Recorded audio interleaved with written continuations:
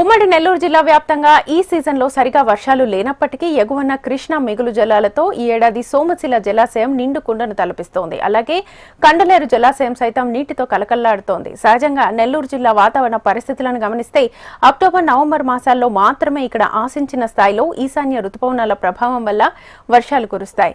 ఈ ఏడాది డెల్టాలో అందుకు భిన్నమైన పరిస్థితులు కొనసాగుతున్నాయి. మొదటి పంటకు ఎలాంటి డోకా లేకుండా నీటి వనరులు పుష్కలంగా అందుబాటులో ఉన్నాయి. రైతులు రెండో పంటను సైతం సాగు చేయడానికి సిద్ధంగా ఉన్నారు. సోమశిల, కండలేరు జలాశయాల పరిధిలో ప్రస్తుతం దాదాపు 12 లక్షల ఎకరాల స్థిరీకరణకు ఆయకట్టు ఉంది. ఈ నీటితో ఉమ్మడి నెల్లూరు జిల్లాలోనే కాక చిత్తూరు జిల్లాలోని శ్రీకాళహస్తి, తిరుపతి సాగు, తాగునీటి అవసరాలను తీరుస్తున్నాయి. ప్రస్తుతం సోమశిల జలాశయంలో నీటి నిల్వ 70 టీఎంసీలు ఉంది. కండలేరు జలాశయంలో సైతం 50 టీఎంసీలకు నీరుంది.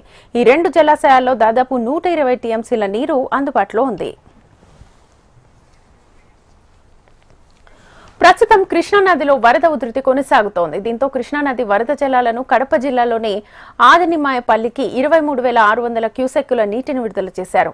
మిగులు జలాలను జిల్లాలోని చెరువులకు తరలించాలని ఇప్పటికే జలవనరుల శాఖ సూచించింది. మరోవైపు కండలేరులో 50 టీఎంసీల నీరుండగా 6,000 క్యూసెక్కులకు నీటిని దిగువకు విడుదల చేశారు.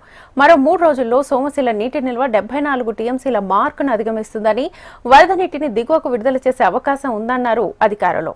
దీంతో లోతట్టు ప్రాంతాల ప్రజలను అప్రమత్తం చేస్తున్నామని ప్రాజెక్టు ఈఈ శ్రీనివాస్ కుమార్ వెల్లడించారు.